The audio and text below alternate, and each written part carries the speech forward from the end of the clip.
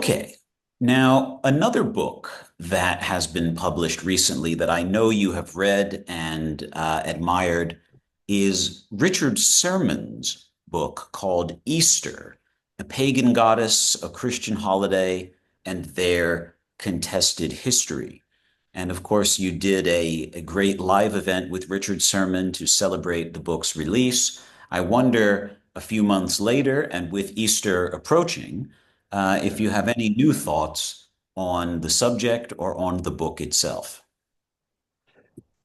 The book, I read it once quickly through for the purpose of the event with Richard. I've subsequently reread it, and I mean, really, it's a really good work of scholarship, isn't it? Everything that you need to know for an understanding of the medieval traditions concerning Easter. It's all there. It's all explained in a very readable and comprehensive way by Richard's text.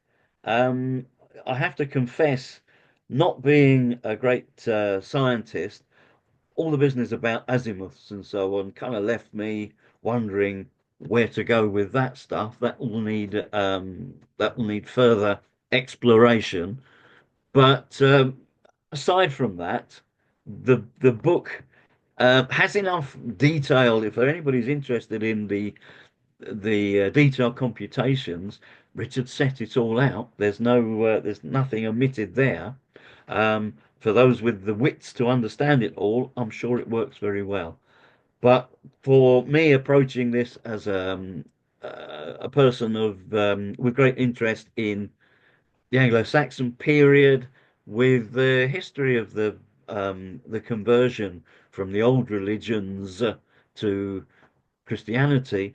Um, that's a it is a contested history, as the book says, and that's very much this book helps to settle some of those controversies, to explain the astrological, astronomical aspects of the tradition, and it's just a very readable book. It has as much as you're going to need to understand the problem and Richard's initial solution to the problem. But you can just read it as you can read it without having a lot of detailed background knowledge, because everything is explained, and there's immense sort of documentation backing up the claims that Richard makes.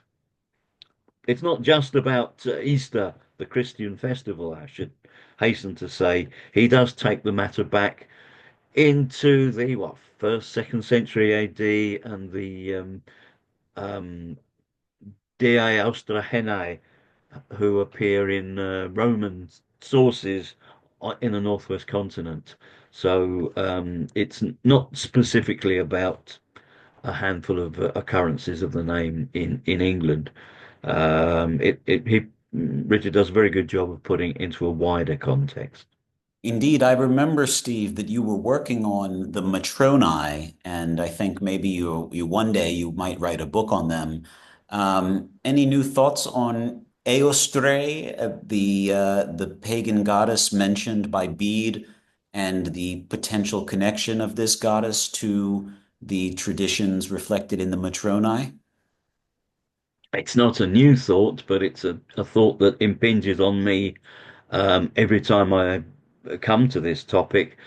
The potential, what Bede has to say is, as usual with Bede, tantalizing. It gives you a little information, but not really enough to do much with.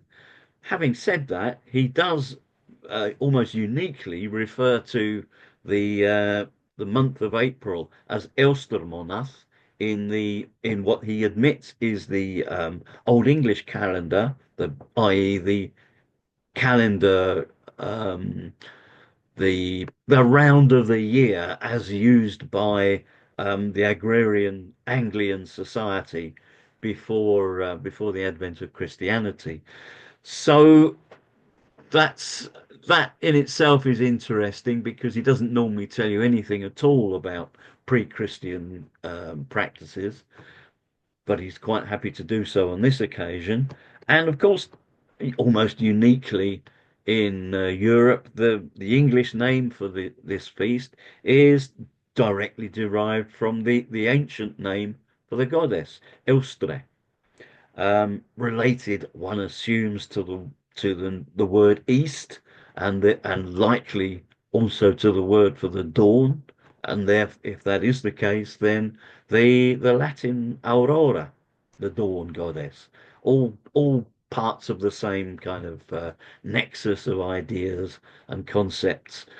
And you're quite right. I have been working on this. I've been compiling information on it for probably 4 or 5 years now. It's one of my ongoing research projects, and if all goes to plan, then there'll be something appearing in print on this topic within 18 months to 2 years, if all goes to plan. Well, I'm sure your many loyal fans will look forward to the materialization of that book. And As will I. great.